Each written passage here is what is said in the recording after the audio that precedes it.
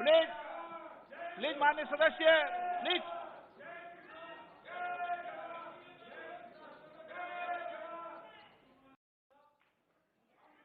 धन्यवाद जी। ऑनरेबल आपको बोलने का मौका दूंगा बजट के बाद, माननीय वित्त मंत्री जी। Honourable speaker, I present the budget for the year 2021-2022.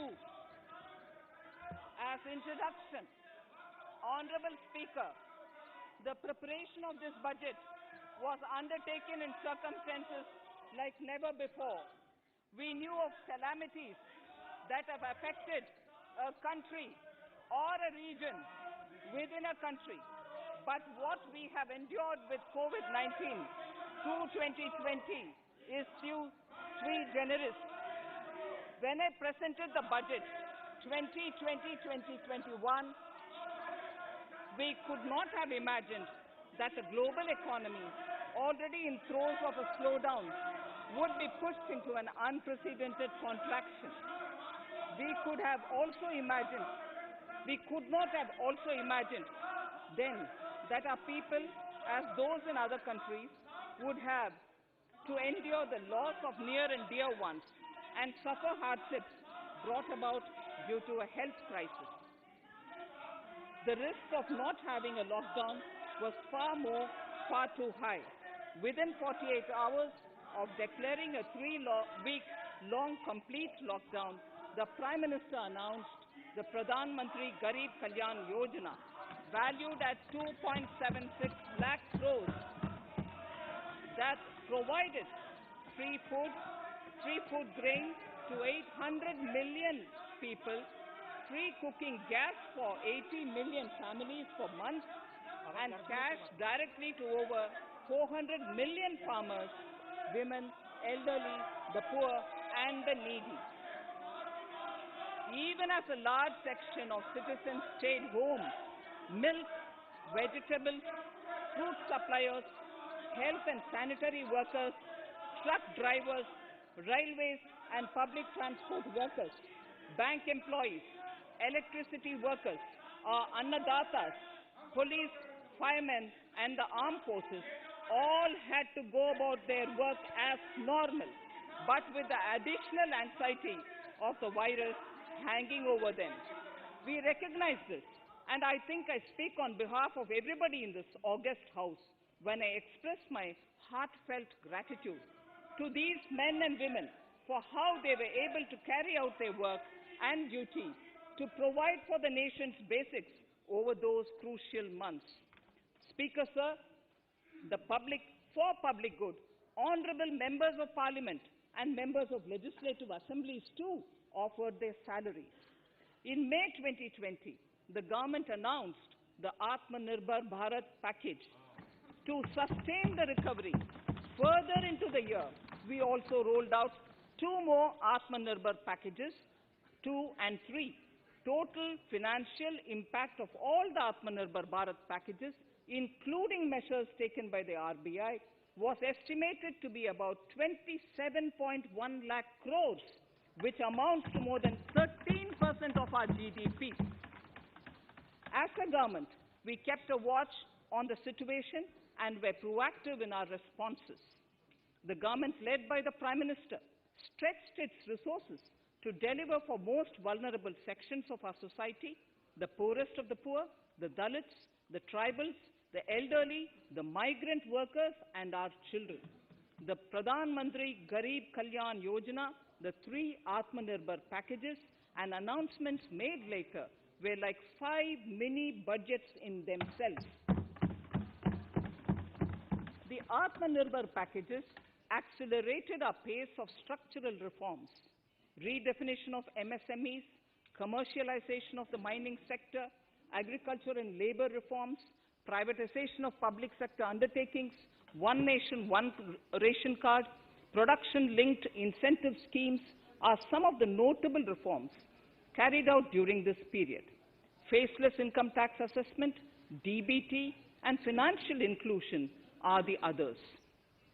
Today, India has 2 vaccines available and has begun medically safeguarding not only her own citizens against COVID-19, but also those of 100 or more countries. It is added comfort to know that 2 or more vaccines are also expected soon. Honorable Prime Minister launched the vaccination drive by crediting and thanking our scientists. We are ever grateful for the strength and rigor of their efforts. Having said that, we are all reminded time and again that our fight against COVID-19 continues into 2021. Now, just as it happened after the 2 world wars, there are signs that the political, economic, and strategic relations in the post-COVID world are changing. This moment in history is the dawn of a new era, one in which India is well poised to truly be the land of promise and hope. I borrow the words of Rabindranath Tagore.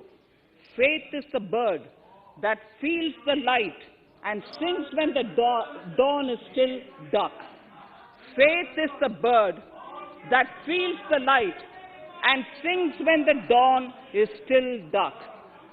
In this spirit, I can't help but recall the joy that we as cricket-loving nation felt after the Team India's recent spectacular success in Australia. It has reminded us of all the qualities that we as a people, particularly our youth, epitomize of having abundant promise and the unsuppressed thirst to perform and to succeed. Today, data shows that India now has one of the lowest death rate of 112 per million population and one of the lowest active cases of about 130 per million. This has laid the foundation to the revival we are seeing now in the economy. This budget will be the first of this new decade. This budget will also be a digital budget, and that has happened with all your support. So far, only 3 times has a budget followed a contraction in the economy. All such contractions earlier were as a result of situations typical to India. This time, the contraction in our economy is due to a global pandemic, just like in several other countries. Having said that, I want to confidently state that our government is fully prepared to support and facilitate the economy's reset. This budget provides every opportunity for our economy to raise and capture the pace that it needs for a sustainable growth. 2021 is the year of many important milestones for our history. I mention a few of these. It is the 75th year of independence, 60 years of Goa's accession to India, 50 years of the 1971 India-Pakistan War. It will be the year of the 8th census of independent India. It will also be India's turn at the BRICS presidency, the year for our Chandrayaan-3 mission, and the Haridwar Mahakumbh.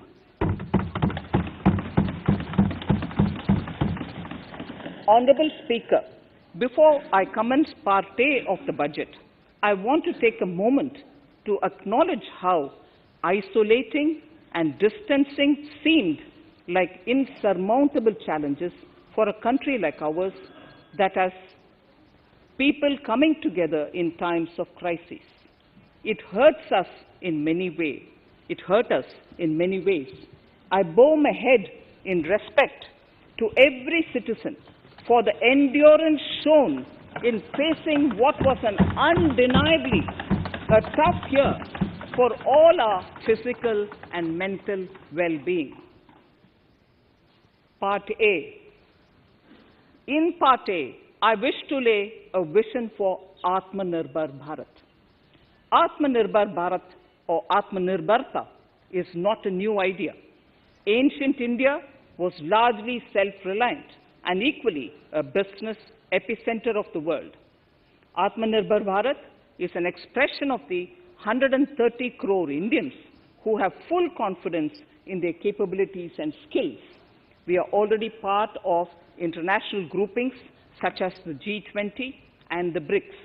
the Coalition for Disaster Resilient Infrastructure, and the International Solar Alliance are realities today due to India's efforts. The proposals in Part A will further strengthen the Sankalp of Nation First, doubling farmers' income, strong infrastructure, healthy India, good governance, opportunities for youth, education for all, women empowerment, and inclusive development, among others.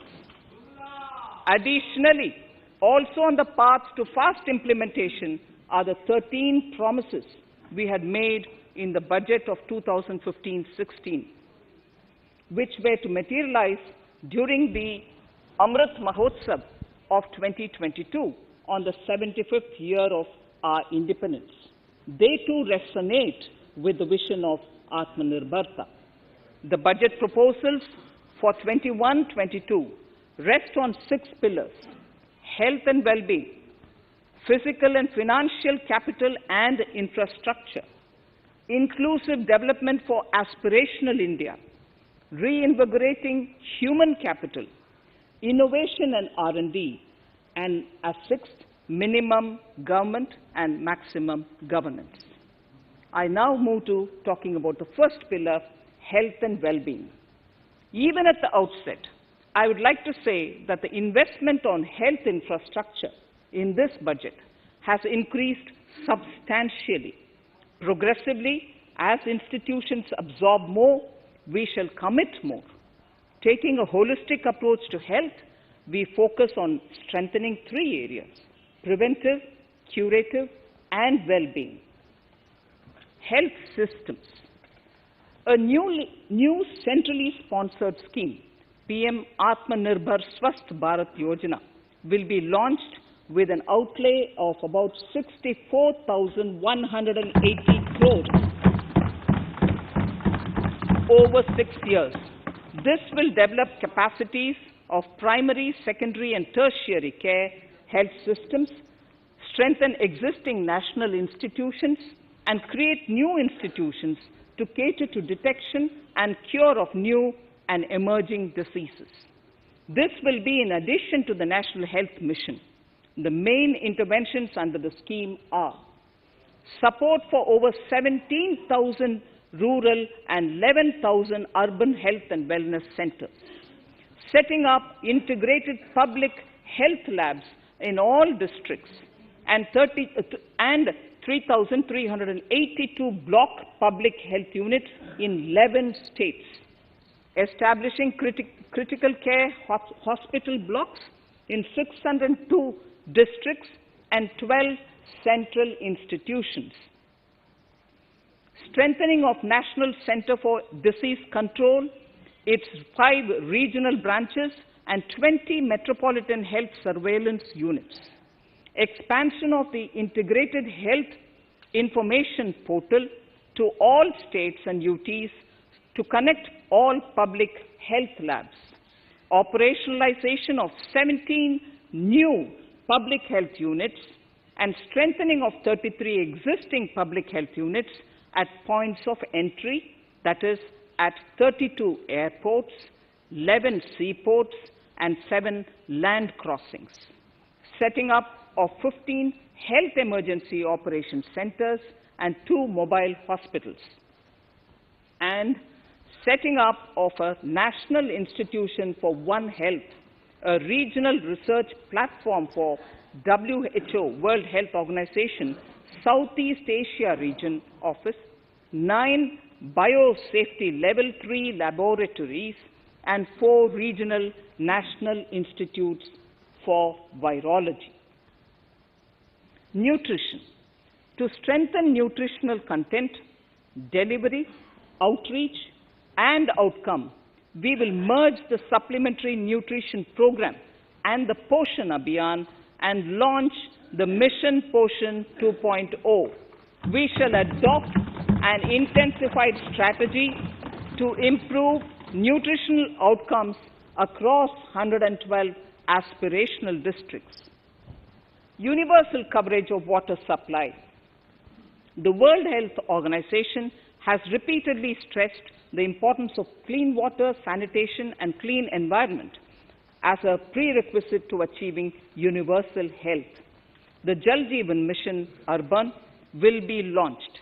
It aims at universal water supply in all 4,378 urban local bodies with 2.86 crores household tap connections, as well as liquid waste management in 500 Amrit cities. It will be implemented over 5 years with an outlay of 2,87,000 crores.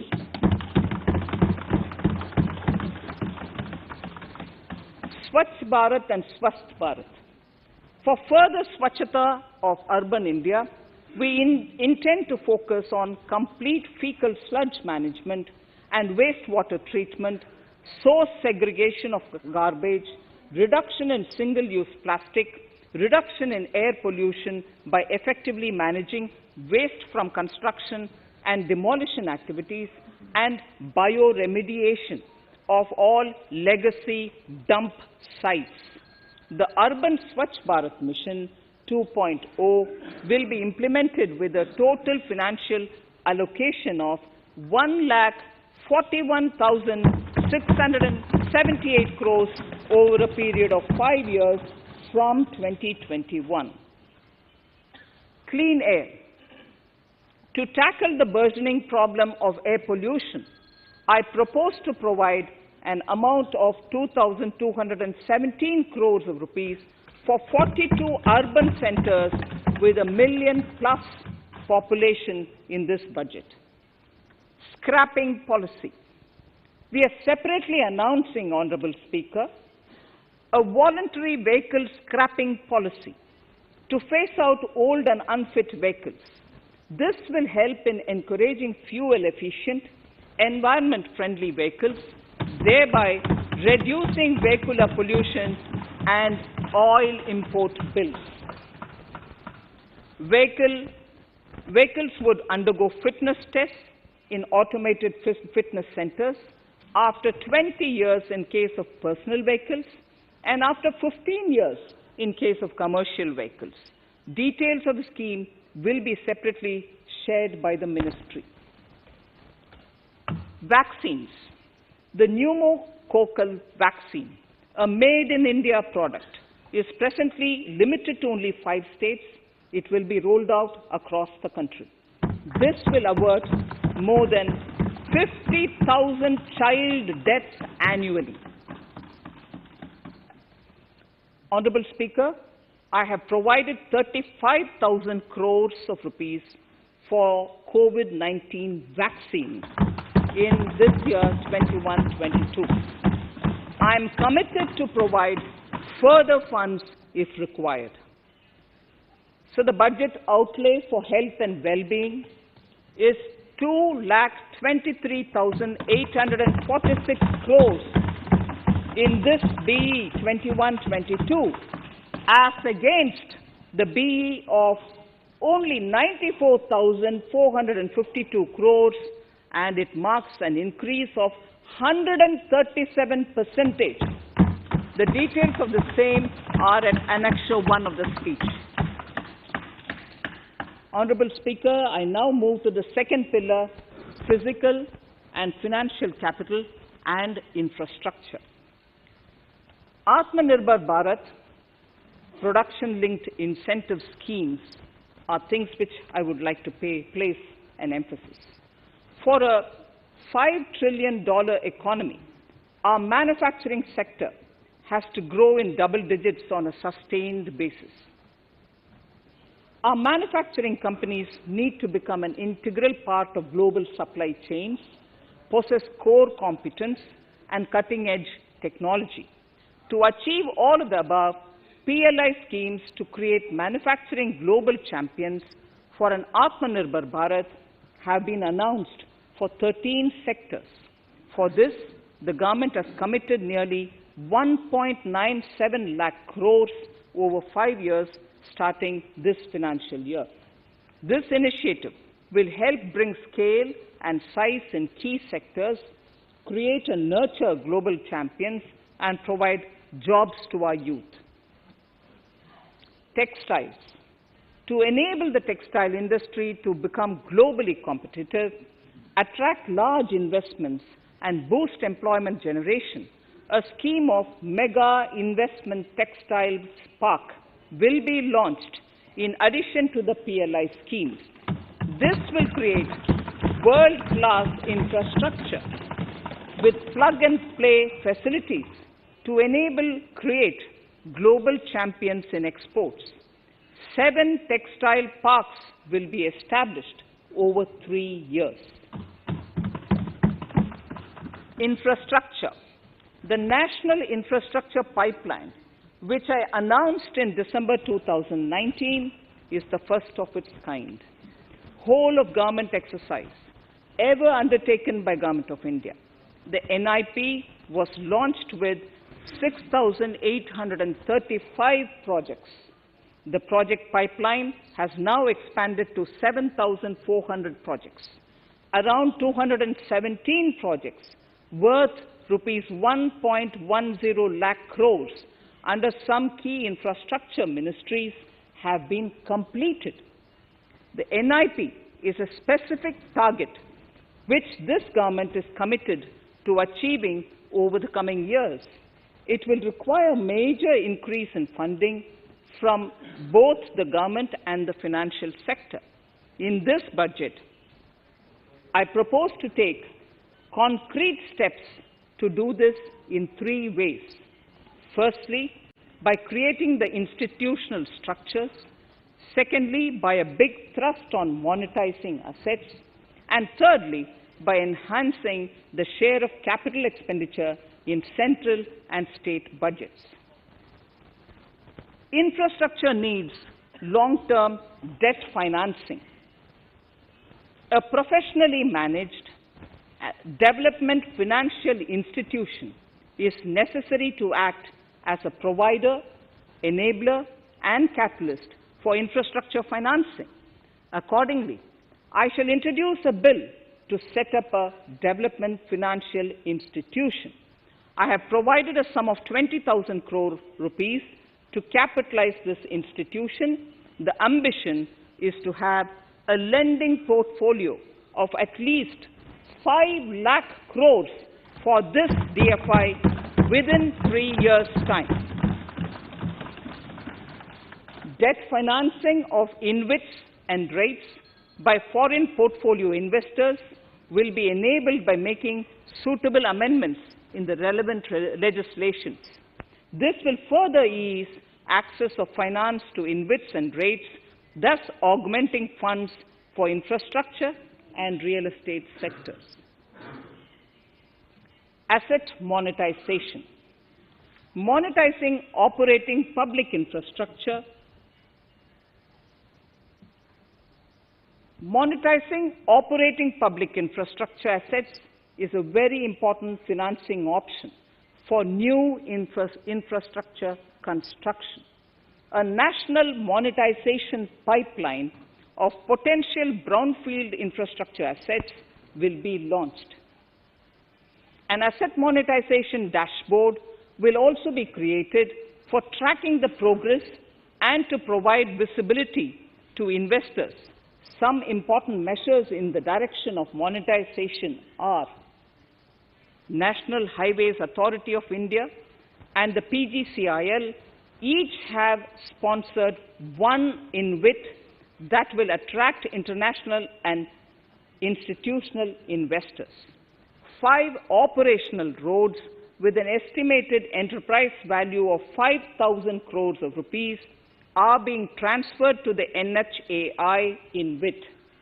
Similarly, transmission assets of value 7,000 crores will be transferred to the PGCIL InvIT.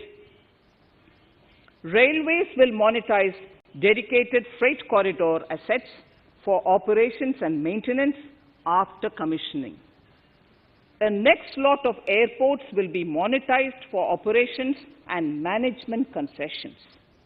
Other core infrastructure assets that will be rolled out under the asset monetization programs are NHAI operational toll roads, 2 transmission assets of PGCL, 3 oil and gas pipelines of GAIL, Gas Authority of India Limited, IOCL and HPCL, airports, Authority of India airports in Tier 2 and 3 cities, other railway infrastructure assets, warehousing assets of CPSE, such as the Central Warehousing Corporation and NAFED, among others, and sports stadiums. Sharp increase in capital budget. In the BE 2020-21, we had provided for 4.12 lakh crores for capital expenditure. It was our effort that in spite of resource crunch, we should spend more on capital, and we are likely to end this year at around 4.39 lakh crores, which I have provided in the RE of 2020-2021. For 21-22, I propose a sharp increase in capital expenditure and thus have provided 5.54 lakh crores, which is 34.5% more than the BE of 2020-2021. Of this, I have kept a sum of more than 44,000 crores in the budget head of the Department of Economic Affairs to be provided for projects, programs, or departments that show good progress in capital expenditure and are in need of further funds. Over and above this expenditure, we would also be providing more than 2 lakh crores to states and autonomous bodies for their capital expenditure. We will also work out specific mechanisms to nudge states to spend more of their budget on creation of infrastructure.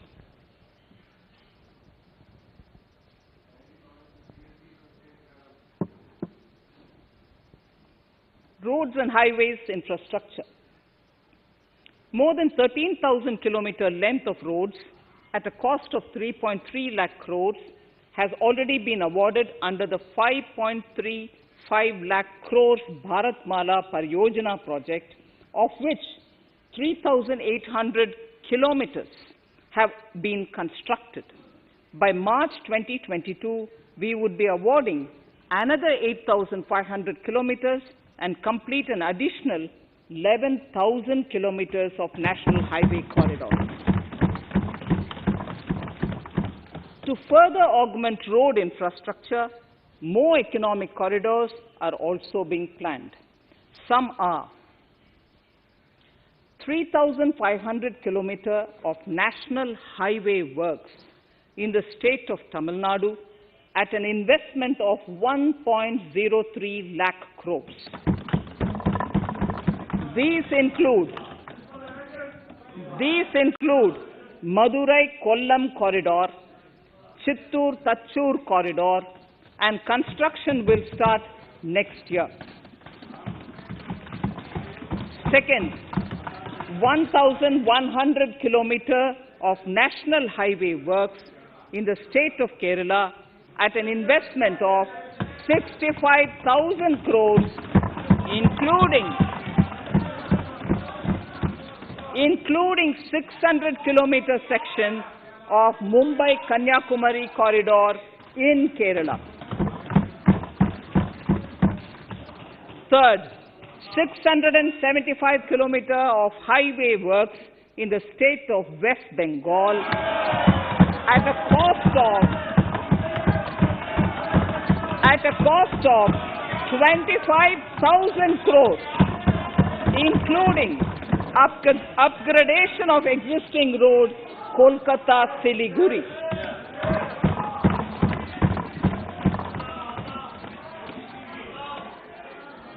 National highway works of around 19,000 crores are currently in progress in the state of Assam.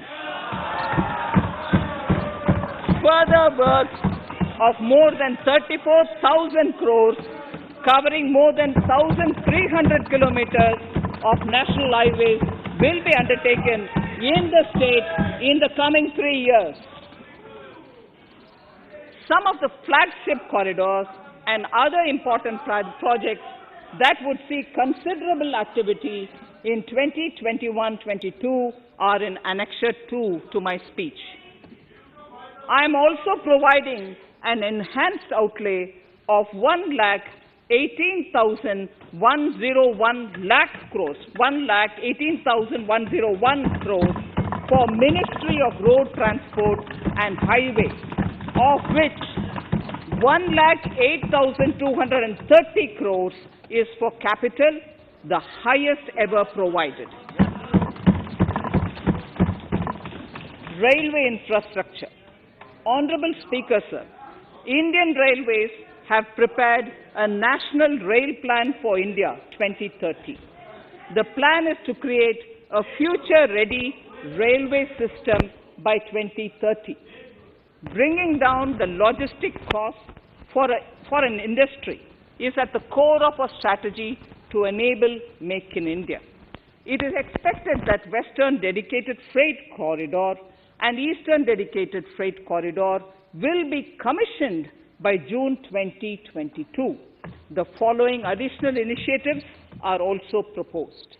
The Sonnagar-Gomo sections, 263 kilometers of Eastern Dedicated Freight Corridor, will be taken up in PPP mode in this year itself. Gomo-Dankuni section of 274.3 kilometers will be also taken up shortly in short succession. We will undertake future dedicated freight corridor projects, namely East Coast Corridor from Kharagpur to Vijayawada, East-West Corridor from Bhusaval to Kharagpur to Dankuni, and North-South Corridor from Itarsi to Vijayawada. Detailed project reports will be undertaken in the first phase.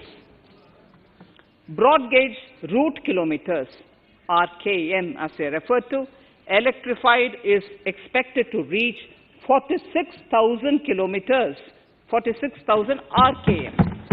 That is 72% by end of 2021 from 41,548 RKMs on 1st October 2020. 100% electrification of broad gauge routes will be completed by December 2023. For passenger convenience and safety, the following measures are being proposed. We will introduce the aesthetically designed Vista Dome LHB coach on tourist routes to give better travel experience to passengers. The safety measures undertaken in the past few years have borne results.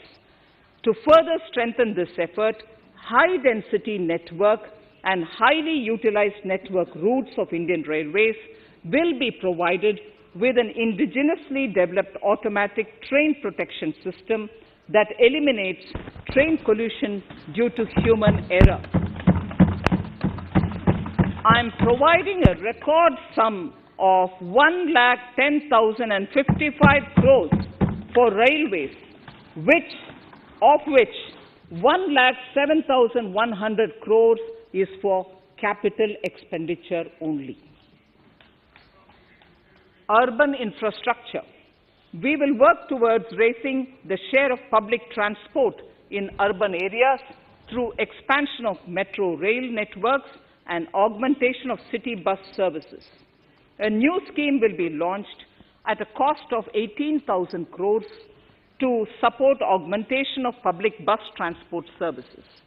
The scheme will facilitate deployment of innovative PPP models to enable private sector players to finance, to acquire, to operate, and to maintain over 20,000 buses. The scheme will boost the automobile sector, provide fillip to economic growth, create employment opportunities for our youth, and enhance ease of mobility for urban residents. A total of 702 kilometers of conventional metro is operational, and another 1,016 kilometers of metro and RRTS is under construction in 27 cities.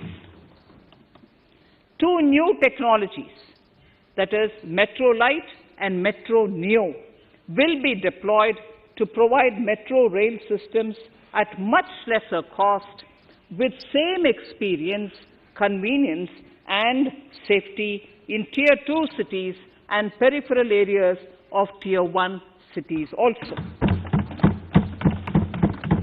Central counterpart funding will be provided to Kochi Metro Railway Phase 2 of 11.5 km at a cost of 1,957.05 crores. Chennai Metro Railway Phase 2 of 118.9 kilometers at a cost of 63,246 crores. Bengaluru Metro Railway Project Phase 2A and 2B of 58.19 kilometers at a cost of 14,788 crores. Nagpur Metro Rail Project Phase 2 and Nashik Metro at a cost of 5,976 crores and 2,092 crores respectively. Power infrastructure.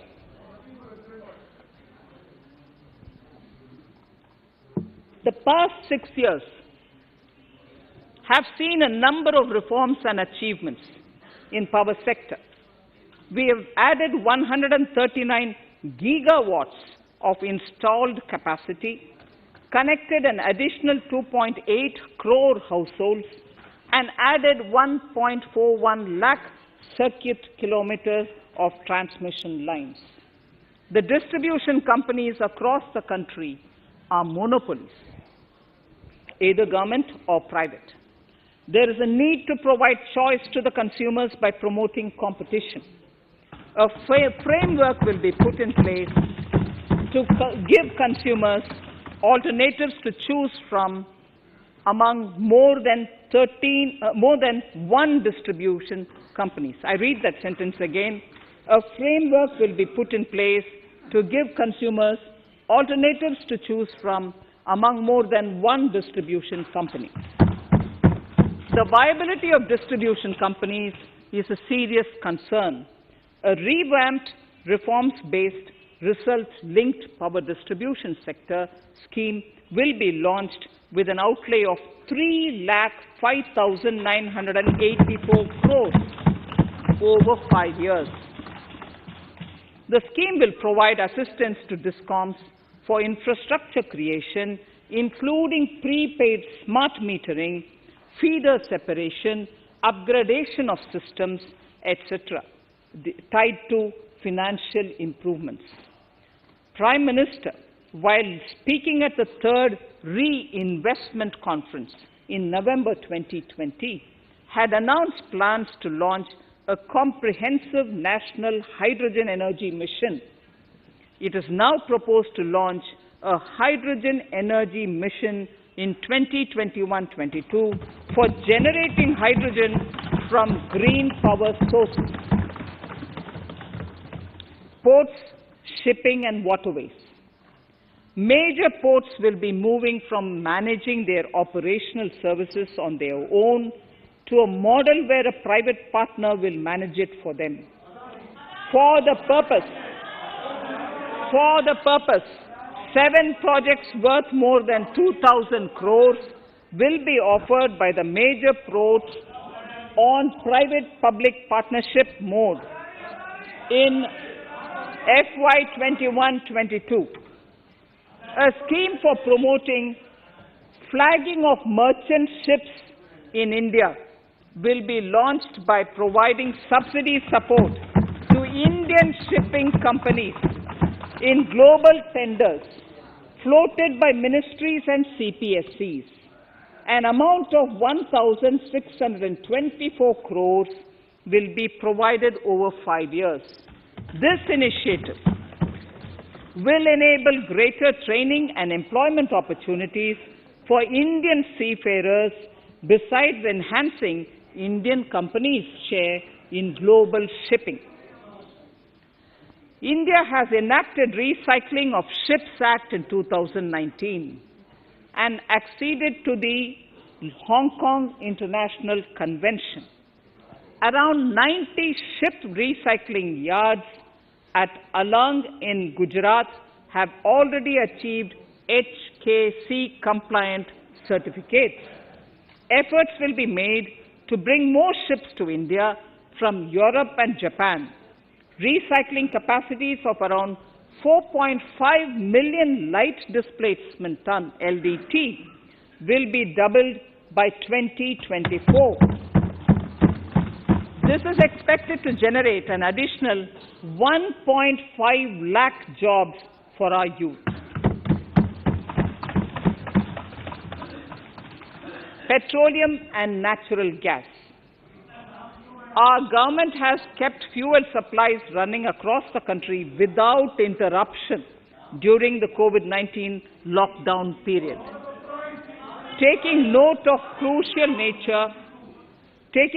the crucial nature of the sector in people's lives, the following key initiatives are being announced. 1. Ujjwala scheme, which has benefited 8 crore households, will be extended to cover 1 crore more beneficiaries.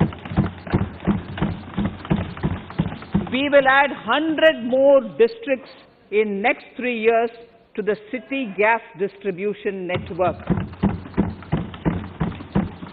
A gas pipeline project will be taken up in the Union Territory of Jammu and Kashmir.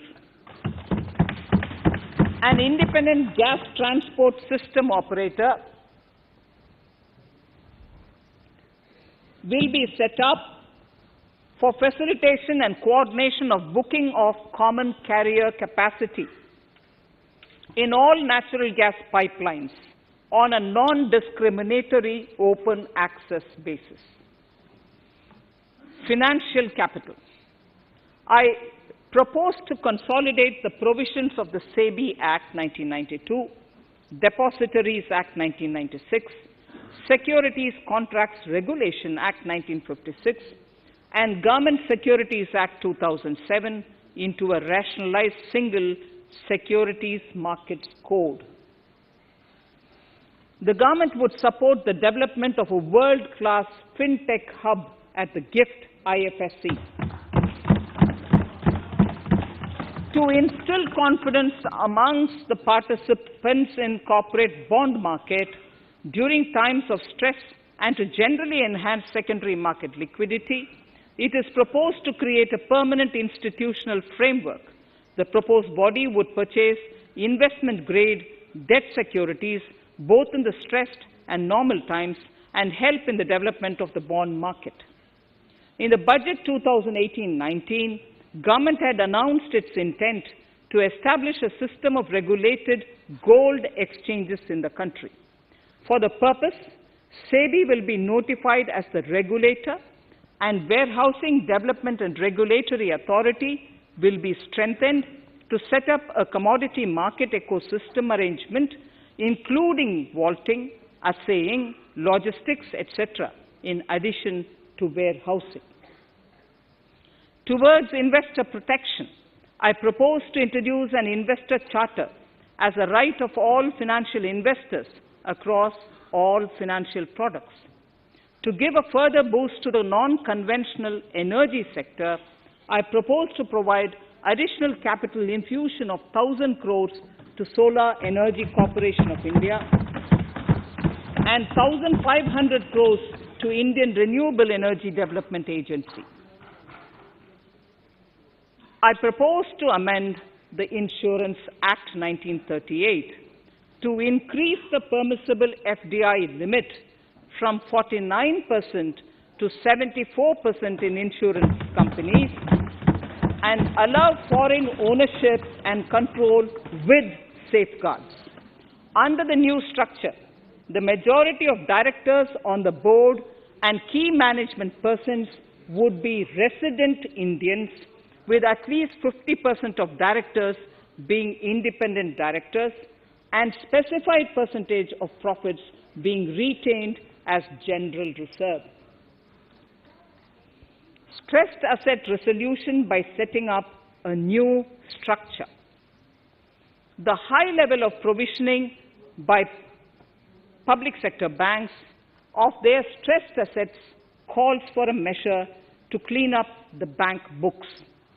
An asset reconstruction company limited, an asset management company would be set up to consolidate and take over the existing stressed debt and then manage and dispose of the assets to alternative investment funds and other potential investors for eventual value realization. Recapitalization of PSB. To further consolidate the financial capital capacity of PSBs, further recapitalization of 20,000 crores is proposed in 21-22. Deposit insurance. Last year, government had approved an increase in the deposit insurance cover from 1 lakh rupees to 5 lakhs for bank customers. I shall be moving amendments to DICGC Act 1961 in this session itself to streamline the provision so that if a bank is temporarily unable to fulfill its obligations, the depositors of such bank can get easy and time-bound access to their deposits to the extent of the deposit insurance cover. This would help depositors of banks that are currently under stress. To improve credit discipline, while continuing to protect the interests of small borrowers, for NBFCs with minimum asset size of 100 crores, the minimum loan size eligible for debt recovery under the Securitization and Reconstruction of Financial Assets and Enforcement of Security Interests, SARFAESI Act 2002, it is proposed to be reduced from the existing level of 50 lakhs to 20 lakhs. Company matters. The decriminalization of the procedural and technical compoundable offences under Companies Act 2013 is now complete. I now propose to take up decriminalization of the Limited Liability Partnerships Act 2008. Honourable Speaker, I propose to revise the definition under the Companies Act 2013 for small companies by increasing the threshold for paid-up capital from not exceeding 50 lakh to not exceeding 2 crores and turnover from not exceeding 2 crores to not exceeding 20 crores. This will benefit more than 2 lakh companies in easing their compliance requirements. As a further measure which directly benefits startups and innovators, I propose to incentivize the incorporation of one-person companies by allowing one-person companies to grow without any restriction on paid-up capital and turnover, allowing their conversion into any other type of company at any time, reducing the residency limit for an Indian citizen to set up an one-person company from 182 days to 120 days, and allow also non-resident Indians to incorporate OPCs in India. This will be a big boost for startups. To ensure faster resolution of cases, the NCLT framework will be strengthened, e-court system shall be implemented, and alternate methods of debt resolution and special framework for MSMEs shall be introduced. During the coming fiscal, we will be launching data analytics, artificial intelligence, machine learning driven MCA 2.1 version to MCA 21 version 3.0, MCA 21 version 3.0. This version 3.0 will have additional modules for e-scrutiny, e-adjudication, e-consultation, and compliance management. Disinvestment and strategic sale. In spite of COVID-19, we have kept working towards strategic disinvestment. A number of transactions, namely BPCL, Air India, Shipping Corporation of India, Container Corporation of India, IDBI Bank, Bharat Earth Movers Limited, Pawan Hans, Neelachal Ispat Nigam Limited, among others, would be completed in 21-22. Other than IDBI Bank, we propose to take up the 2 public sector banks and 1 general insurance company in the year 21-22. This would require legislative amendments, and I propose to introduce the amendments in this session itself. In 21-22, we would also bring the IPO of LIC, for which I am bringing the requisite amendments in this session itself. In the Atmanirbhar package, I had announced that we will come out with a policy of strategic disinvestment of public sector enterprises. I'm happy to inform the House that the government has the government has approved the said policy. The policy provides a clear roadmap for disinvestment in all non-strategic and strategic sectors. We have kept 4 areas that are strategic, where bare minimum CPSEs will be maintained and rest privatized. In the remaining sectors of all CPSEs will be privatized. The main highlights of the policy are mentioned in Annexure 3.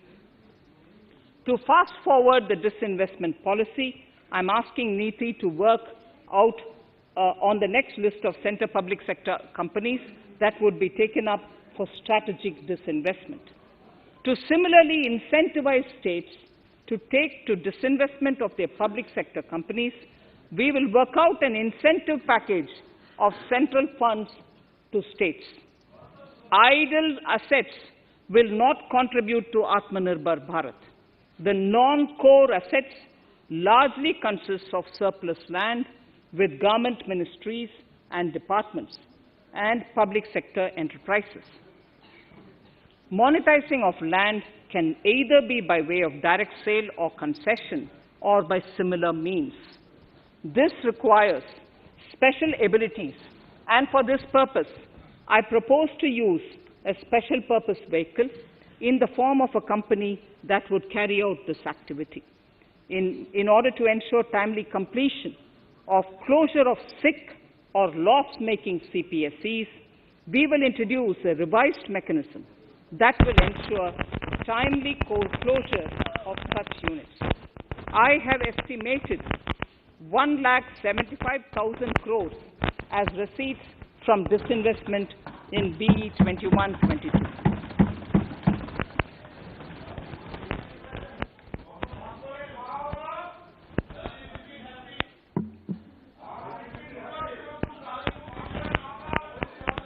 Government financial reforms.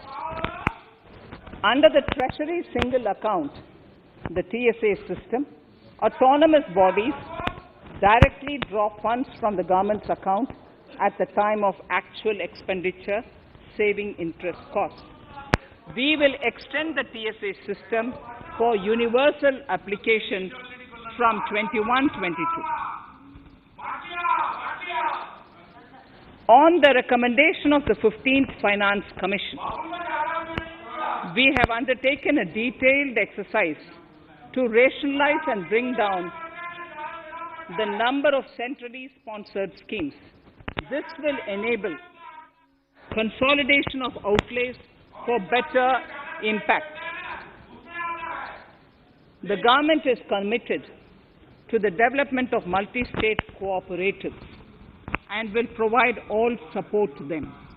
To further streamline the ease of doing business for cooperatives, I propose to set up a separate administrative structure for them. So the third pillar of Atmanirbhar Bharat, inclusive development for aspirational India. Honorable Speaker, sir, under this pillar, I will cover agriculture and allied sectors, farmers' welfare and rural India, migrant workers and labor, and financial inclusion. Agriculture. Our government is committed to the welfare of farmers. The MSP regime has undergone a sea change to assure price that is at least 1.5 times the cost of production across all commodities.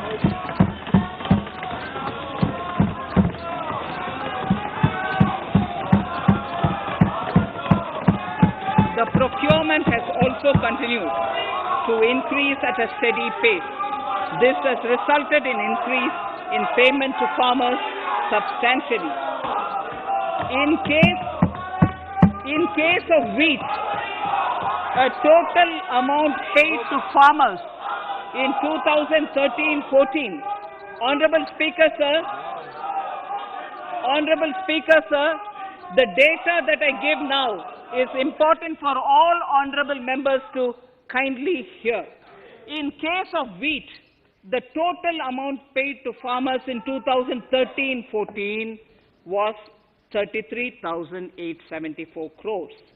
In 2019-20, it was 62,802 crores.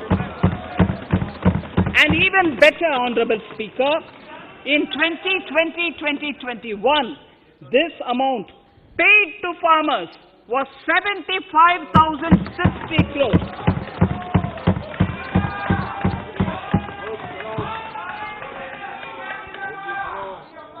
Honorable Speaker, again an important fact, the number of wheat growing farmers that were benefited increased in 2020-21 to 43.36 lakhs compared to 35.57 lakhs in 2019-20. That much of an increase within 1 year. For paddy, again an important data. For paddy, the amount paid in 2013-14 was 63,928 crores. In 2019-20, this increased to 1,41,930 crores. Even better, in 2020-2021,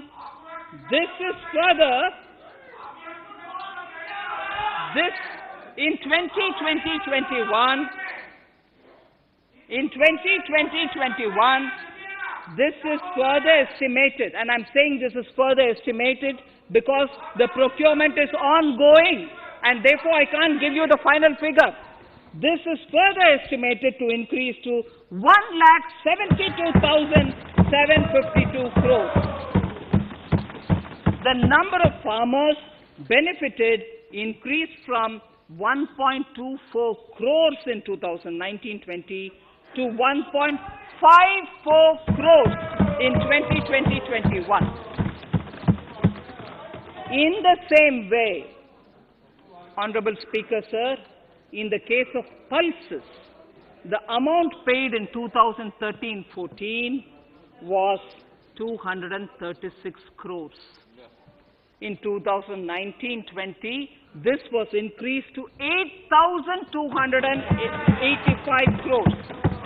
Now in 2021, it is at 10,530 crores. More than 40 times increase from 2013-14. The receipts to cotton farmers have seen a stupendous increase from 90 crores in 2013-14 to 25,974 crores in I'm giving you data as of 27th January 2021. This is bound to increase. From 90 crores for cotton farmers in 2013-14 to 25,974 crores in 2021. All the details in complete narration is available in Annexure 4 to my speech. Early this year, Honorable Prime Minister had launched the Swamitva scheme. Under this, a record of rights is being given to property owners in villages. Up till now, about 1.80 lakh property owners in 1,241 villages have been provided cards. I propose during 21-22 to extend this to cover all states and union territories. To provide adequate credit to our farmers, I have enhanced the agricultural credit target to 16.5 lakh crores in this year. We will focus on ensuring increased credit flow to animal husbandry, Pashupalan, dairy, and to Matsyakar, to the fisheries. We are enhancing the allocation to the Rural Infrastructure Development Fund from 30,000 crores to 40,000 crores. The Micro Irrigation Fund, with a corpus of 5,000 crores, has been created under NABARD. I propose to double it by augmenting it by another 5,000 crores. To boost value addition in agriculture and allied products and their exports, the scope of Operation Green Scheme, that is presently applicable to only tomatoes, onions, and potatoes, will be enlarged to include 22 perishable crops. Around 1.68 lakh crore farmers, around 1.68 crore farmers are registered, and 1.14 lakh crores of rupees trade value has been carried out through e-NAMs, the National Agricultural Market. Keeping in view the transparency and the competitiveness that e-NAM has brought into the agricultural market, 1,000 more mandis will be integrated with e-NAM. Honorable Speaker, sir, with all this, the Agricultural Infrastructure Fund would be made available to the APMCs for augmenting their infrastructure facilities.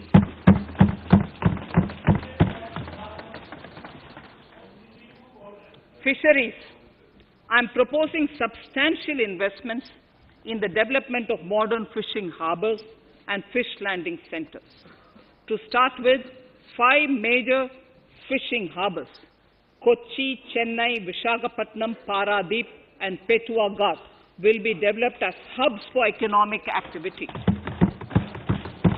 We will also develop inland fishing harbors and fish landing centers along the banks of rivers and waterways. Seaweed farming is an emerging sector with potential to transform the lives of coastal communities. It will provide large-scale employment and additional incomes. To promote seaweed farming and cultivation, I propose a multi-purpose seaweed park to be established in Tamil Nadu. Migrant workers and laborers. We have launched the One Nation, One Ration Card scheme, through which beneficiaries can claim their rations anywhere in the country. Migrant workers in particular benefit from the scheme. Those staying away from their families can partially claim their ration where they are stationed, while their family in their native places can claim the rest. I am happy to inform you that One Nation, One Ration Card plan is under implementation by 32 states and union territories, reaching about 69 crore beneficiaries. That's a total of 86% beneficiaries covered. The remaining 4 states and UTs will be integrated in the next few months. To further extend our efforts towards the unorganized labor force, migrant workers in particular, I propose to launch a portal that will collect relevant information on gig workers, building and construction workers, among others. This will help formulate health, housing, skill, insurance credit, and food schemes for all migrant workers. We will conclude a process that began 20 years ago with the implementation of the 4 labor codes. For the first time globally, social security benefits will be extended to gig and platform workers.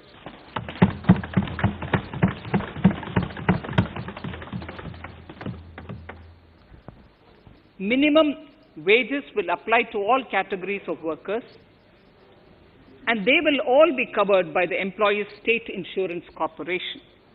Women will be allowed to work in all categories and also in the night shifts with adequate protection.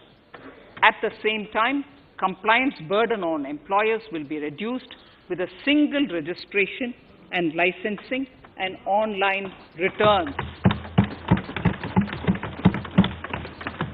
Financial inclusion. To further facilitate credit flow under the scheme of Stand Up India for the scheduled castes and scheduled tribes and also women, I propose to reduce the margin money requirement from 25% to 15% only, and to also include loans for activities in allied sectors in allied activities in agriculture. We have taken a number of steps to support the MSME sector. In this budget, I have provided 15,700 crores to this sector, more than double of the last year's BE.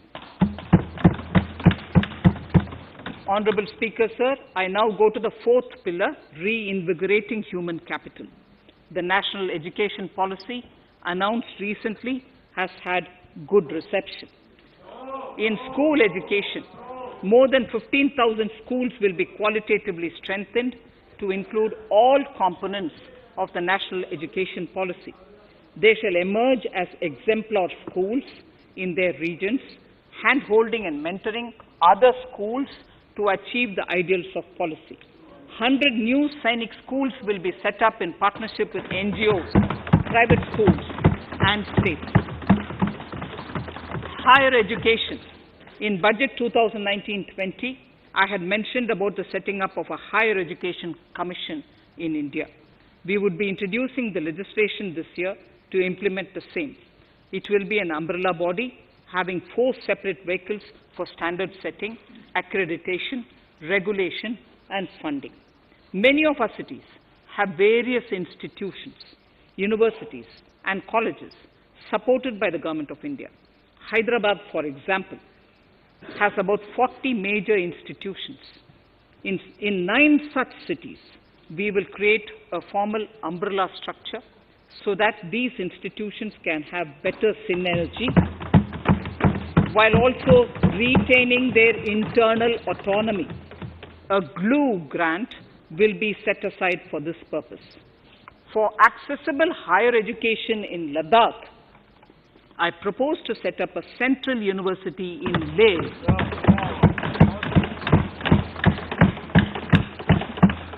The other important projects to be taken up as a part of the NEP are listed in Annexure 5.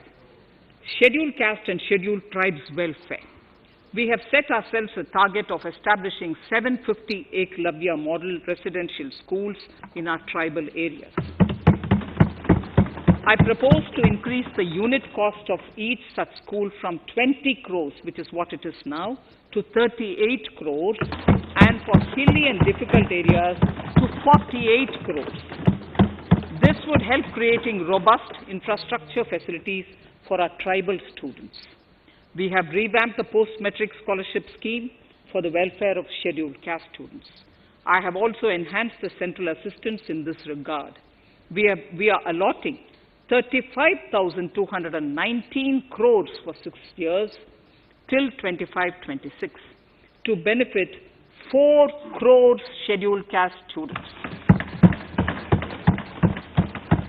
Skilling. In 2016, we had launched the National Apprenticeship Promotion Scheme. The government proposes to amend the Apprenticeship Act with a view to further enhancing apprenticeship opportunities for our youth. We will realign the existing scheme of National Apprenticeship Training Scheme for providing post-education apprenticeship training of graduates and diploma holders in engineering. Over 3,000 crores will be provided for this purpose. An initiative is underway, Honorable Speaker, in partnership with the United Arab Emirates to benchmark skill qualifications, assessment and certification, accompanied by the deployment of certified workforce. We also have a collaborative intertraining program between India and Japan to facilitate transfer of Japanese industrial and vocational skills, techniques, and knowledge. We will take forward this initiative with many more countries also.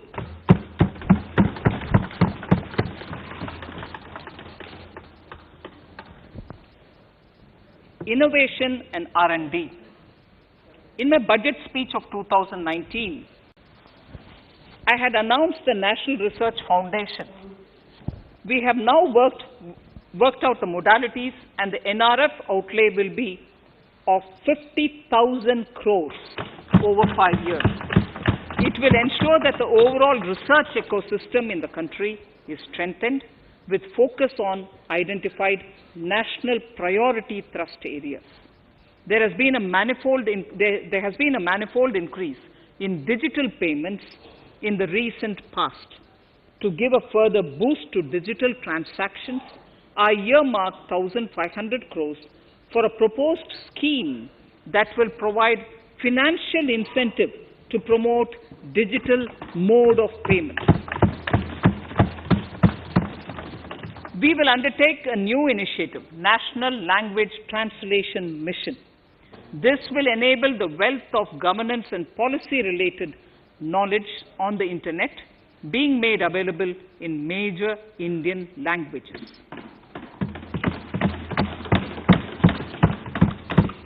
The new Space India Limited, a PSU, under the Department of Space, will execute the PSLV CS-51 launch, carrying the Amazonia satellite from Brazil, along with a few smaller Indian satellites. As part of the Gaganyaan mission activities, 4 Indian astronauts are being trained on generic spaceflight aspects in Russia. The first unmanned launch is slated for December 2021. Our oceans are a storehouse of living and non-living resources.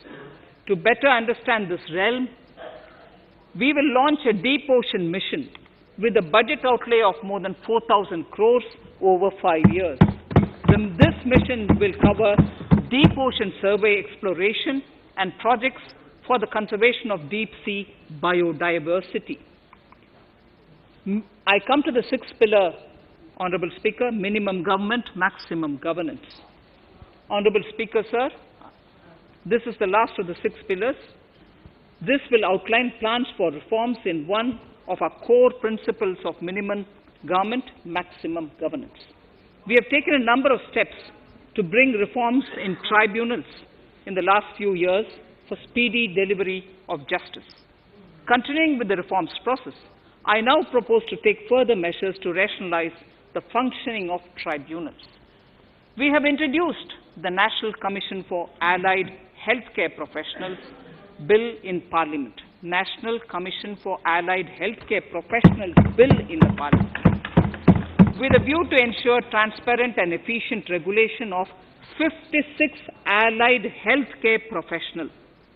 Additionally, to bring about transparency, efficiency, and governance reforms in the nursing profession, the National Nursing and Midwifery Commission Bill will be introduced by the government for passing. To have ease of doing business for those who deal with government or CPSCs and carry out contracts, I propose to set up a conciliation mechanism and mandate its use for quick resolution of contractual disputes. This will instill confidence in private investors and contractors. Honorable Speaker, sir, the forthcoming census could be the first digital census in the history of India.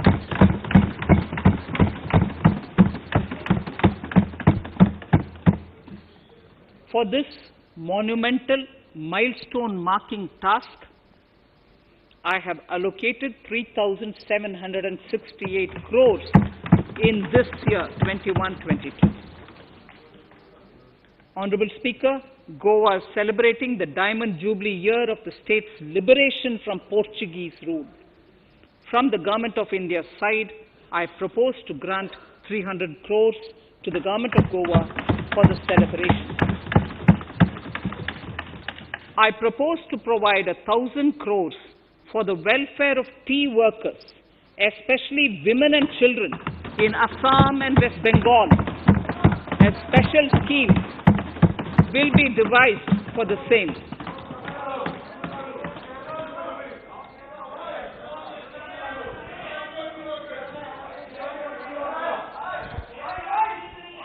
Fiscal position. Fiscal position.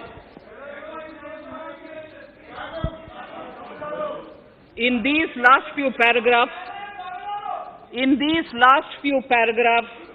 of part A of my speech, I draw the attention of this august House to the fact that at the beginning of the current financial year, the pandemic's impact on the economy resulted in a weak revenue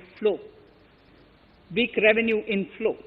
This was combined with high expenditure to provide essential relief to vulnerable sections of the society, especially the poor, the women, scheduled castes, and scheduled tribes.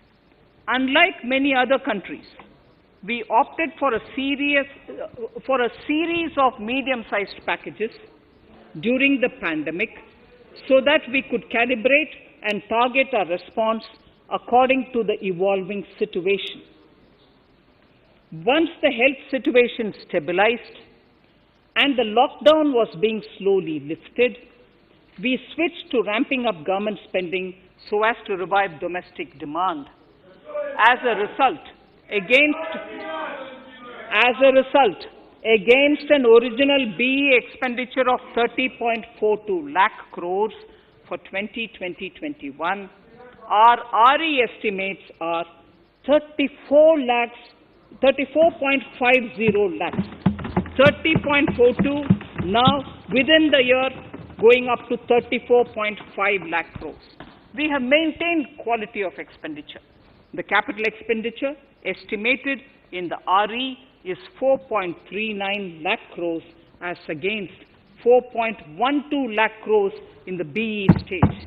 So the beginning of the year, we had marked only 4.12 lakh, whereas it is 4.39 lakh crores as we end the year.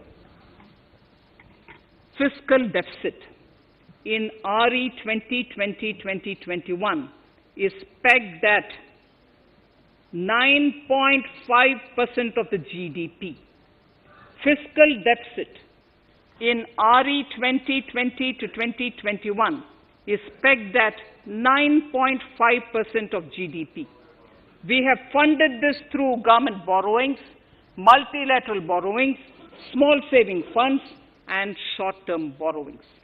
We would need another 80,000 crores, for which we would be approaching the market in these 2 months. We would be needing another 80,000 crores, for which we would be approaching the markets in these 2 months. To ensure that the economy is given the required push, our BE estimates for expenditure in 21-22 are 34.83 lakh crores. This includes 5.54 lakh crores as capital expenditure, an increase of 34.5% over the BE figure of 2020-2021. The fiscal deficit in BE 21-22 is estimated to be 6.8% of the GDP. The gross borrowing from the market for the next year would be around 12 lakh crores. We plan to continue with our path of fiscal consolidation and intend to reach the fiscal deficit level below 4.5% of the GDP by 2025-2026, with a fairly steady decline over the period. We hope to achieve the consolidation by first increasing the buoyancy of tax revenue through improved compliance, and secondly, by increased receipts from monetization of assets, including public sector enterprises and land. The Contingency Fund of India is being proposed to be augmented. The Contingency Fund of India is being proposed to be augmented from 500 crores to 30,000 crores through finance bill. In accordance with the views of the 15th Finance Commission, we are allowing a normal ceiling of net borrowing for the states at 4% of GSDP for the year 21-22. A portion of this ceiling will be earmarked to be spent on incremental capital expenditure. Additional borrowing ceiling of 0.5% of the GSDP will also be provided, subject to conditions. States will be expected to reach a fiscal deficit of 3% of GSDP by 2023-24, as recommended by the 15th Finance Commission. In the July 2019-20 budget, I introduced the Statement 27 on extra budgetary resources. It disclosed the borrowings of the government agencies that went towards funding Government of India schemes and whose repayment burden was on the government.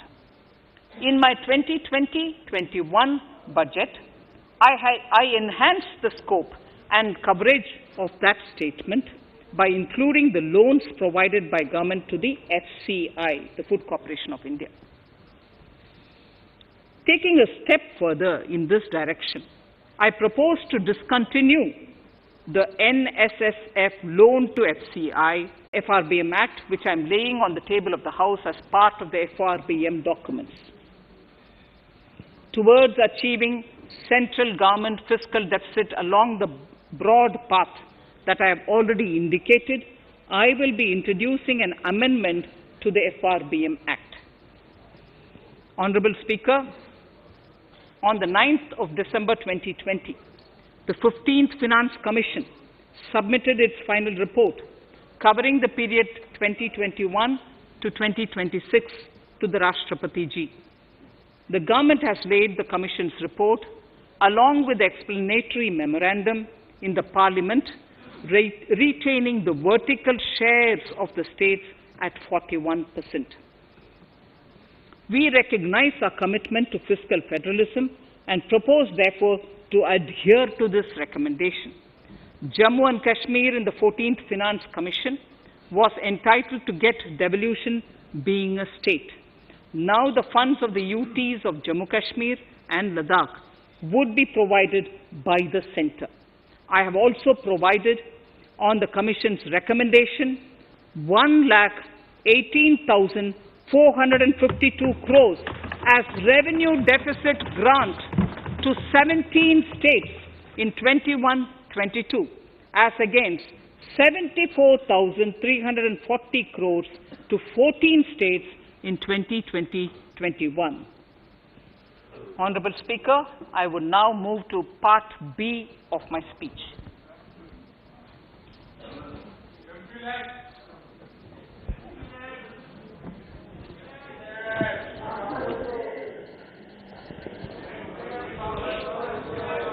Honorable Speaker, the world is facing a serious challenge of the pandemic and its aftershock. In these trying times, when many economies are struggling to revive, our people and our industry have exhibited remarkable resilience. As I mentioned already, post-pandemic, a new world order seems to be emerging, one in which Asia is poised to occupy a prominent position, and India will have a leading role therein. In this scenario, our tax system has to be transparent, efficient, and should promote investments and employment in our country. At the same time, it should put minimum burden on our taxpayers. I borrow the words of Thiruvalluvar, the saint. Yetralum, Eatalum, Kathalum, Katha Vaguthalum, Nalla Valladarasu. A king or a ruler is the one who creates and acquires wealth, protects and distributes it for common good. Tirukkural. Direct tax proposals. Keeping this in mind, the words of Tirukkural, our government introduced a series of reforms in the direct tax system for the benefit of our taxpayers and the economy. Few months prior to the pandemic, in order to attract investments, we slashed our corporate tax rate to make it among the lowest in the world. The dividend distribution tax too was abolished. The burden of taxation on small taxpayers was eased by increasing rebates. In 2020, the return filers saw a dramatic increase to 6.48 crores from 3.31 crores in 2014. In the direct tax administration, we had recently introduced the faceless assessment and faceless appeal. I now seek to take further steps to simplify the tax administration, ease compliance, and reduce litigation. Relief to senior citizens. I begin my direct tax proposals by offering my pranam to our senior citizens. Many of them, despite having foregone several basic necessities of their own, have strived to build our nation.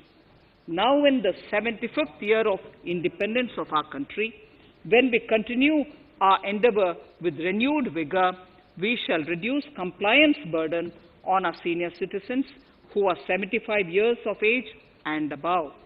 For senior citizens who only have pension and interest income, I propose exemption from filing their income tax returns.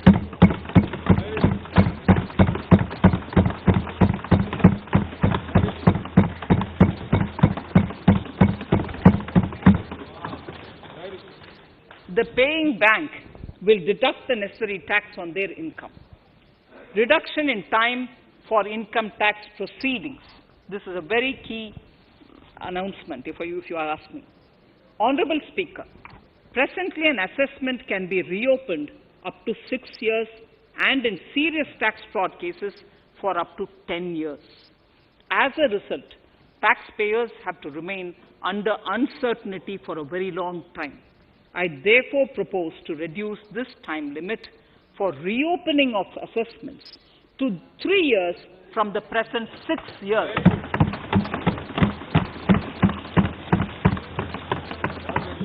In serious tax evasion cases too, only where there is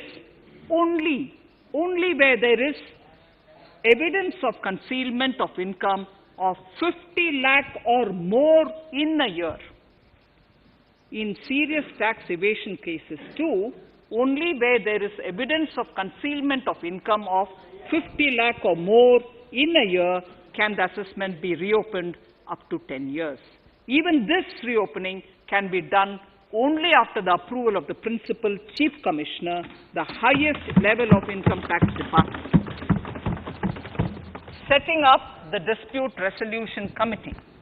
Honorable Speaker, it has been the resolve of this government to reduce litigation, which mars the present taxation system. The government came out with the Direct Taxation Vivad Se Vishwas scheme to give taxpayers an opportunity to settle long-pending disputes and be relieved to further strain on their time and resources.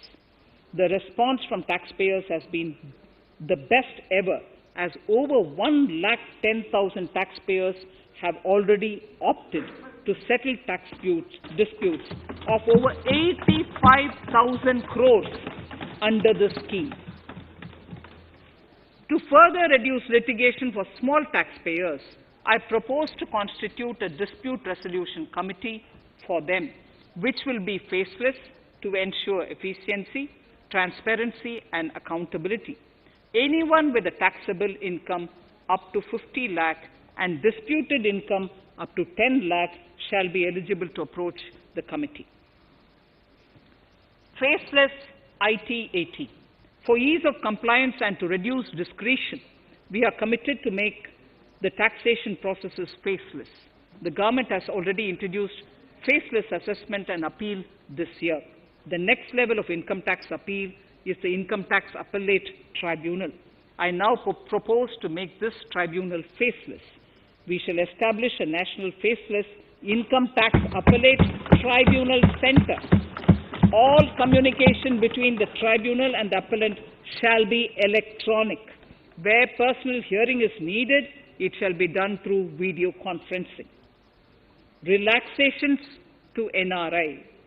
When non-resident Indians return to India, they have issues with respect to their accrued incomes in their foreign retirement accounts. This is usually due to mismatch in taxation period. They also face difficulties in getting credit for Indian taxes in foreign jurisdictions. I propose to notify rules for removing their hardship of double taxation. Exemption from audit. Currently, if your turnover exceeds 1 crore, you have to get your accounts audited. In February 2020 budget, I had increased the limit for tax audit to 5 crores for those who carry out 95% of their transactions digitally. To further incentivize digital transactions and to reduce compliance burden, I propose to increase this limit for tax audit for such persons from 5 crores to 10 crores. Relief for dividend. In the previous budget, I had abolished the dividend distribution tax in order to incentivize investment. Dividend was made taxable in the hands of shareholders. Now, in order to provide ease of compliance, I propose to make dividend payment to rate and InvIT exempt from TDS. Further, as the amount of dividend income cannot be estimated correctly by the shareholders for paying advance tax, I propose to provide that advance tax liability on dividend income shall arise only after the declaration or payment of dividend. Also, for the foreign portfolio investors, I propose to enable deduction of tax on dividend income at lower treaty rate. Attracting foreign investment into infrastructure sector. In the last budget, for attracting foreign investment in the infrastructure sector, we had granted 100% tax exemption, subject to certain conditions, to foreign sovereign wealth funds and pension funds on their income from investment in Indian infrastructure. We have noticed that few of such funds are facing difficulties in meeting some of the conditions. In order to ensure that a large number of funds invest in India, I propose to relax some of these conditions relating to prohibition on private funding, restriction on commercial activities, and direct investment in infrastructure.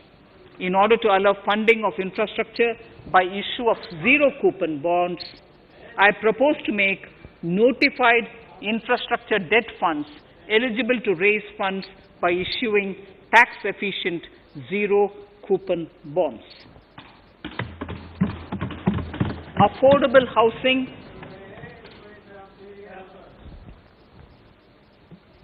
Affordable housing and rental housing.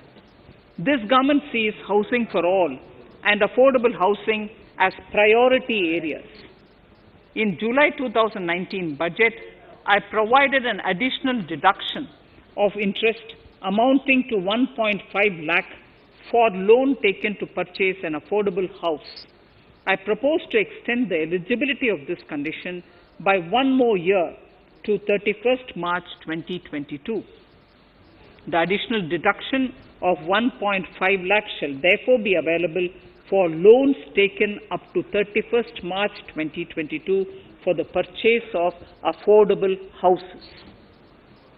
Further, to keep up the supply of affordable houses, I propose that the affordable housing projects can avail a tax holiday for one more year till 31st March 2022. These are available now for projects also. We are committed to promote supply of affordable rental housing for migrant workers. For this, I propose to allow tax exemption for notified affordable rental housing projects. Tax incentives to IFSC. As I mentioned in Part A of this speech, the government is committed to making the International Financial Services Center in GIFT City a global financial hub. In addition to the tax incentives already provided, I propose to include, among others, tax holiday for capital gains for aircraft leasing companies, tax exemption for aircraft lease rentals paid to foreign lessors, tax incentive for relocating foreign funds in the IFSC, and to allow tax exemption to the investment division of foreign banks located in the IFSC. Pre-filling of returns. Honorable Speaker, in order to ease compliance for the taxpayer, details of salary income, tax payments, TDS, etc., already come pre-filled in income tax returns. To further ease filing of returns, details of capital gains from listed securities, dividend income, and interest from banks, post office, etc., will also be now pre-filled. Relief to small trusts. We hope to reduce compliance burden on small charitable trusts running educational institutions and hospitals. So far, there is a blanket exemption to such entities whose annual receipt does not exceed 1 crore of rupees. I now propose to increase this amount to 5 crores.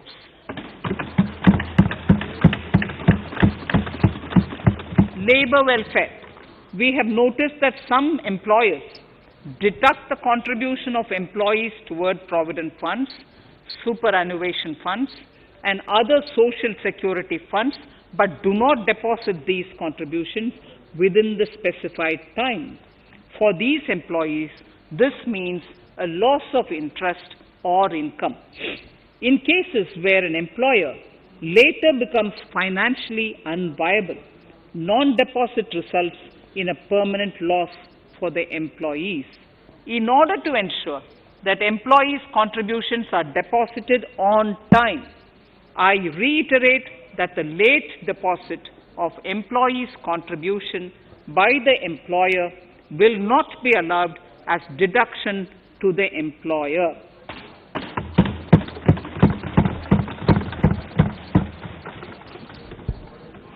Incentives for startups.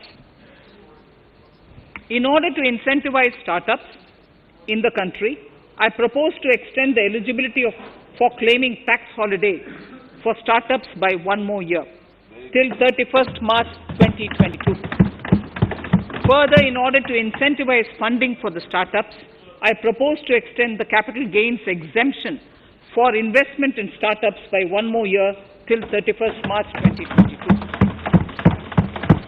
Sir, I now come to indirect tax proposals. GST. Before I come to my indirect tax proposals, I would like to appraise the House on GST. The GST is now 4 years old, and we have taken several measures to further simplify it. Some of the measures include nil return through SMS, quarterly return and monthly payment for small taxpayers, electronic invoice system, validated input tax statements, pre-filled editable GST return, and staggering of returns filing. The capacity of GST and system has also been enhanced. We have also deployed deep analytics and artificial intelligence to identify tax evaders and fake billers, and launched special drives against them. The results speak for themselves. We have made record collections in the last few months.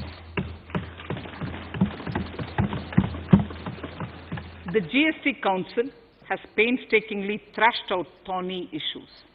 As chairperson to the Council, I want to assure this House that we shall take every possible measure to smoothen the GST further and to remove anomalies such as inverted duty structure.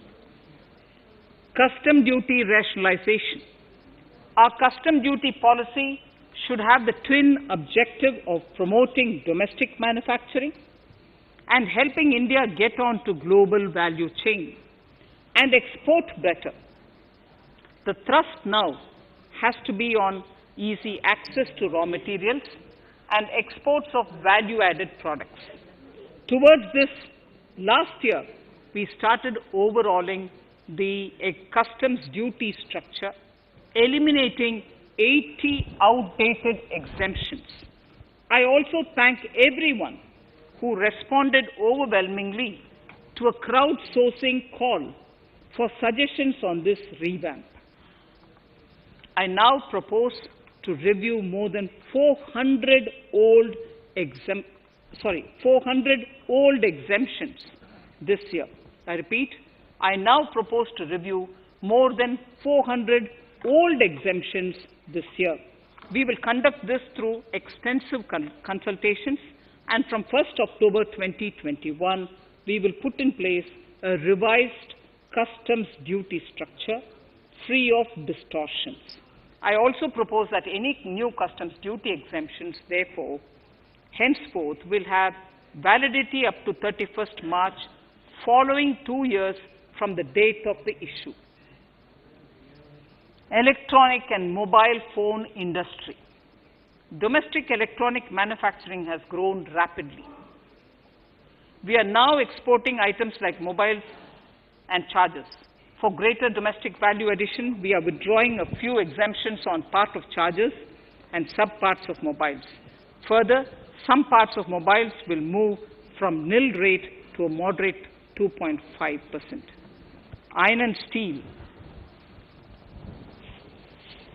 MSMEs and other user industries have been severely hit by a recent sharp rise in iron and steel prices. Therefore, we are reducing customs duty uniformly to 7.5% on semis, flats, and long products of non-alloy, alloy, and stainless steels. To provide relief to metal recyclers, mostly MSMEs, I am exempting duty on steel scrap for a period up to 31st March 2022. Further, I am also revoking ADD and CVD on certain steel products. Also, to provide relief to copper recyclers, I am reducing duty on copper scrap from 5% to 2.5%. Textiles. The textile sector generates employment and contributes significantly to the economy. There is a need to rationalize duties on raw material inputs to man-made textiles. We are now bringing nylon chain on par with polyester and other man-made fibers.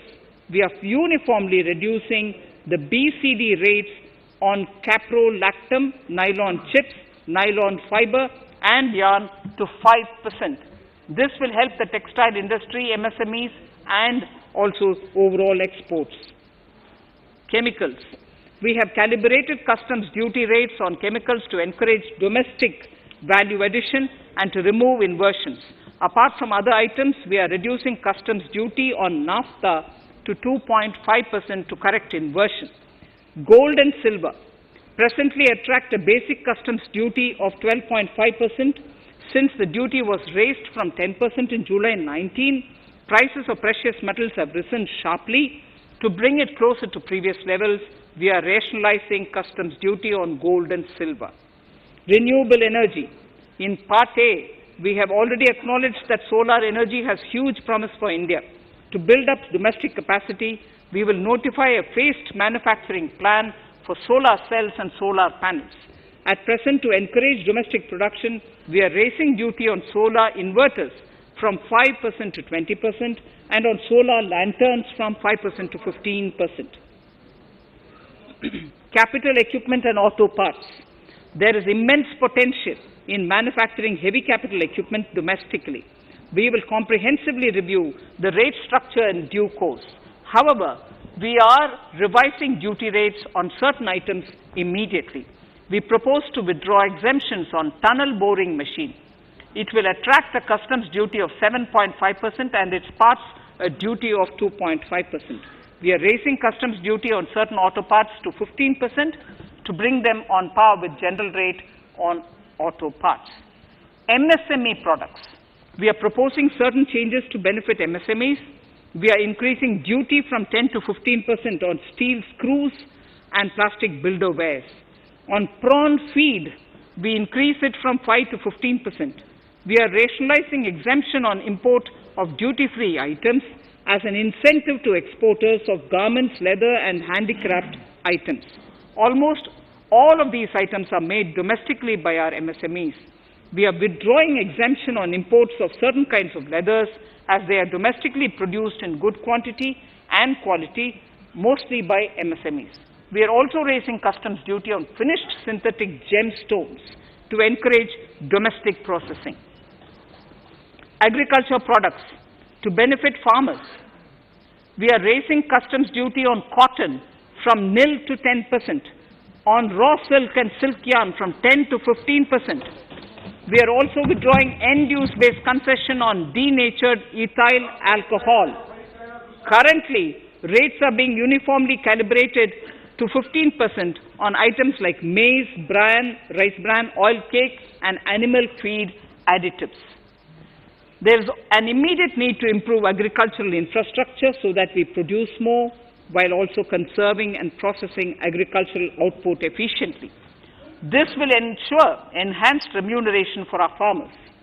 To earmark resources for this purpose, I propose an agricultural infrastructure and development cess on a small number of items.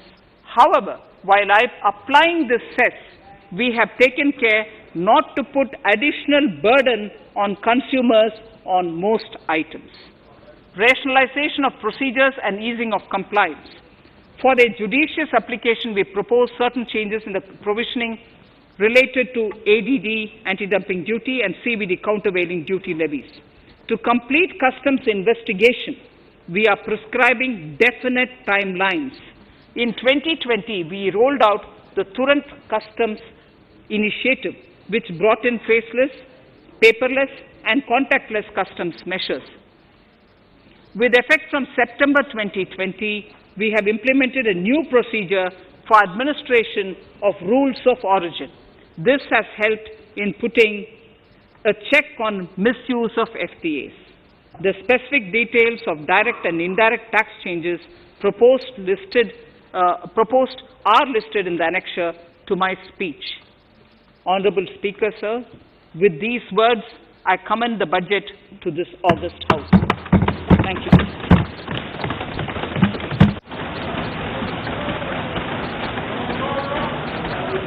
Item number 1, माननीय मंत्री जी, item number 1. Sorry, I don't have it with me. Sir, I wish to place on table the 15th Finance Commission report.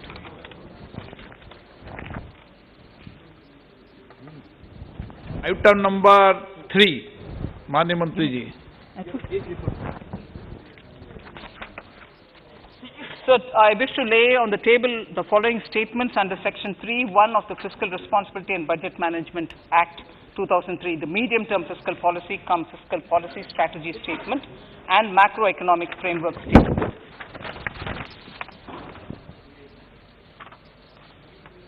Item number 4. So, I wish to seek your permission to move for leave to introduce the Finance Bill 2021. प्रश्न ये कि विधेयक को पुनर्स्थापित करने की अनुमति प्रदान की जाए. जो सदस्य इसके पक्ष में हाँ कहें, जो सदस्य इसके विरोध में ना कहें. मेरे विचार में निर्णय हाँ वालों के पक्ष में हुआ, हाँ वालों के पक्ष हुआ. माननीय मंत्री जी विधेयक को So I wish to स्थापित करें। introduce the bill. Shri Prahlad Joshi ji. With your permission, I rise to present the 18th report of Business Advisory Committee. माननीय सदस्यगण, माननीय वित्त मंत्री जी के बजट भाषण की प्रतियां प्रकाशक फलक पर उपलब्ध है। सदस्य अपनी प्रति प्रकाशन फलक से प्राप्त कर सकते हैं। माननीय सदस्यगण, जैसा कि आपको समाचार 2 के माध्यम से पहले सूचित किया जा चुका है कि बजट की प्रतियां आपको मेंबर्स पोर्टल के माध्यम से उपलब्ध कराई जा रही है। सभा की कार्रवाई मंगलवार दिनांक 2 फरवरी 2021 को दोपहर 4 बजे तक के लिए स्थगित की जाती है।